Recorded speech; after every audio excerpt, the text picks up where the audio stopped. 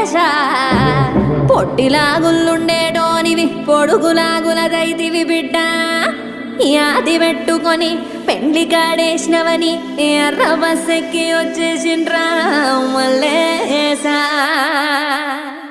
మీ expression నచ్చింది. అదిగో మంగళి పాప వచ్చింది.